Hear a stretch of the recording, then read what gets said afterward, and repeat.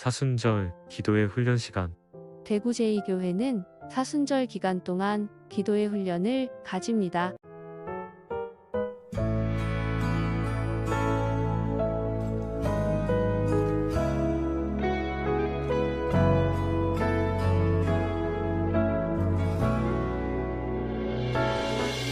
기도할 수 있는데 왜 걱정하십니까? 기도하면서 왜 염려하십니까?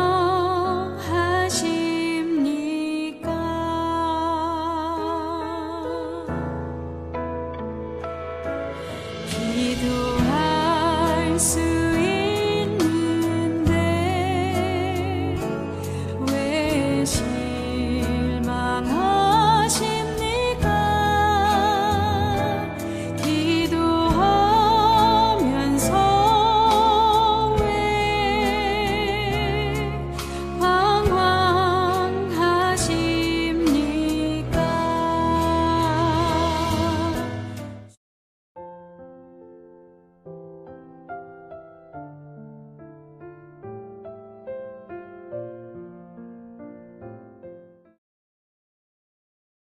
반갑습니다, 여러분. 사순절 기도의 훈련 기도를 배우다 오늘 9번째 시간입니다. 오늘의 주제는요, 즉각적으로 드리는 기도입니다. 매일 일정하게 기도 시간을 갖는 것 중요하고 좋은데요. 때로는 우리 삶에 갑작스럽게 예기치 못한 일들로 인해서 잠시나마 하나님께 기도 드릴 필요성이 있는 때가 있죠. 이 책에서는 이렇게 얘기합니다. 기도가 최후의 의지하는 수단이 아니라 즉각적인 반사작용처럼 된다면 전쟁의 판도는 유리한 방향으로 흘러가기 시작한다. 그러니까 다른 거 다 해보고 안 되니까 이제 기도하자가 아니라 문제가 닥쳐왔을 때 바로 즉각적으로 먼저 기도하라는 말이죠. 느헤미야는 페르시아 수상궁에 있으면서 고국의 소식을 들었습니다. 사로잡힘을 면하고 남아있는 사람들이 큰 환란을 당하고 예루살렘 성은 무너지고 성문은 불탔다고 합니다. 느헤미야가 이 말을 듣고 기도하죠. 느헤미야 1장 4절 말씀입니다. 내가 이 말을 듣고 앉아서 울고 수일 동안 슬퍼하며 하늘의 하나님 앞에 금식하며 기도하며. 그리고 나서 느헤미야는 페르시아 왕의 술 관원이 됩니다. 어느 날 왕에게 포도주를 드리는데 왕이 보니 느헤미야 얼굴에 근심이 가득한 겁니다. 왕이 무슨 근심이 있느냐 물었어요. 왕 앞에서 느헤미야는 크게 두려워하면서도 그 순간 하늘의 하나님께 묵도하였습니다. 그 짧은 시간이지만 하나님께 기도한 것이죠. 물론 그 짧은 시간에 무릎 꿇고요, 손 모으고 눈 감고 그렇게 기도하지는 않았을 거예요. 왕 앞에서 잠시 마음속으로 기도했겠죠.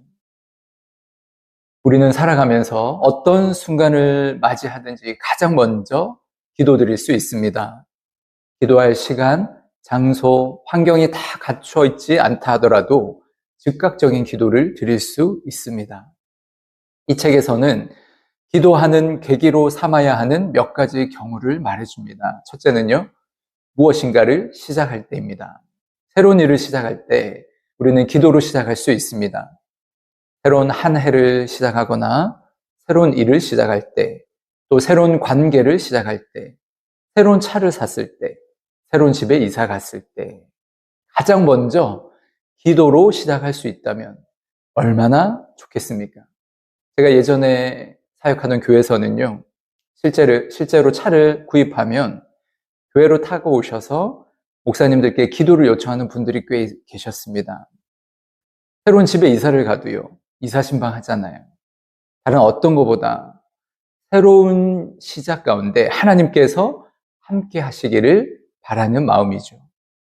학생들은 학교에 도착해서 공부 시작하기 전에 가장 먼저 기도할 수 있습니다.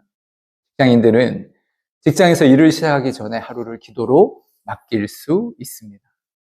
두 번째는요, 필요가 있을 때입니다. 우리는 필요가 생길 때마다 기도할 수 있습니다. 하나님은 우리의 필요를 채우시는 분이시죠. 공부할 때는요, 하나님 나에게 지혜를 주세요. 기도할 수 있습니다. 일을 할 때 내가 감당하기 어려운 일 앞에서 하나님 도와주세요. 기도할 수 있어요. 중요한 사업 미팅을 앞두고 주님의 도우심을 바라고 기도할 수 있겠죠. 물질적인 필요가 있을 때도 우리의 공급자 되신 주님께 우리의 필요를 구할 수 있습니다. 세 번째는요, 축복을 받았을 때입니다. 우리는 하나님께 주신 것에 즉각 감사할 수 있습니다. 우리의 필요를 채워주시고 보호하시고 지켜주시고 인도해 주신 하나님께 우리는 감사할 수 있죠. 꼭 무엇인가를 얻어서뿐만 아니라 여러분 평범한 하루의 일상을 누리면서 감사할 제목들을 발견할 때도 있죠. 아침에 따스한 햇살이 감사하고요. 사랑하는 가족이 내 곁에 있음이 감사하고 음식을 먹을 수 있어서 감사하고요. 내가 누워 쉴 수 있는 집이 있어서 때로는 아름다운 자연 속에서 산책할 수 있음도 감사합니다. 또 나를 바라봐주는 누군가의 해맑은 미소가 감사할 때도 있죠. 하나님은 우리가 늘 감사하며 그 앞에서 겸손할 때 기뻐하십니다. 그리고 더 큰 감사의 제목들을 만들어 주십니다. 네 번째는요, 인생의 짐으로 힘들 때입니다. 인생에 여러 가지 어려움이 찾아와서 우리 어깨를 짓누를 때 우리는 가장 먼저 기도할 수 있습니다. 우리 주님은 수고하고 무거운 짐진 자들아 다 내게로 오라 초대해 주시죠. 우리 주님의 별명, 날마다 우리 짐을 대신 지시는 주입니다. 우리는 날마다 인생의 어려운 짐을 주님께 기도로 맡길 수 있습니다. 뿐만 아니라 서로의 짐을 지면서 그리스도의 법을 성취하라고 하시죠. 우리는 누군가의 그 인생의 무거운 짐을 내가 대신 지고 기도의 자리로 나아갈 수도 있습니다. 어떤 인생의 짐을 지고 있든 우리를 사랑하시며 그 짐을 가볍게 해 주실 분에게 나아가야 합니다. 다섯 번째는 위기를 만났을 때입니다.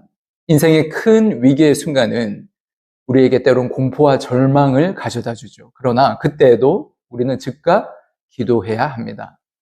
하나님은 환난 날에 나를 부르라. 내가 너를 건지리니 내가 나를 영화롭게 하리라 말씀하십니다. 위기의 순간의 기도는 우리 인생의 새로운 기회를 열어줄 수 있습니다. 여섯 번째는요, 걱정거리가 있을 때입니다. 일상생활에 갑자기 여러 가지 근심, 걱정이 몰려올 때가 있잖아요. 내 마음을 나도 어떻게 할 수 없을 때 혼자 생각을 계속하고 생각이 생각에 꼬리를 물고 이어지지만 여러분 해결이 됩니까? 내가 생각하고 걱정한다고 해서 아무것도 해결되는 건 없습니다. 마음만 초조하고 불안하죠. 근심, 걱정이 우리의 생각 속에 떠올랐을 때 바로 먼저 기도할 수 있습니다. 두려움이나 공포가 우리에게 엄습해 왔을 때도요. 오히려 그 생각을 기도로 바꾸어서 하나님께 내려놓아야 합니다. 아무것도 염려하지 말고 다만 모든 일에 기도와 간구로 너희 구할 것을 감사함으로 하나님께 아뢰라. 그리하면 모든 지각에 뛰어난 하나님의 평강이 그리스도 예수 안에서 너희 마음과 생각을 지키시리라. 일곱 번째는요, 죄를 지었을 때입니다. 하루를 돌아보다가요, 문득 내가 한 말 혹은 내가 한 행동에 후회가 될 때가 있어요. 그리고 마음에 죄책감이 들 때가 있죠. 그럴 때는 혼자 꿍 하고 있지 않고 즉시 하나님 앞에 회개 기도를 드릴 수 있습니다. 죄를 해결하는 방법은 그냥 생각과 마음속에 묻혀두는 것이 아니라 혼자 후회만 하는 게 아니라 십자가에서 모든 죄의 문제를 해결하신 주님께 진심으로 고백하는 길밖에는 없습니다. 그것이 가장 정확하고 확실한 해결 방법입니다. 여러분, 우리는 어떤 환경이라도 기도하는 기회로 삼을 수 있음을 꼭 기억하시기 바랍니다.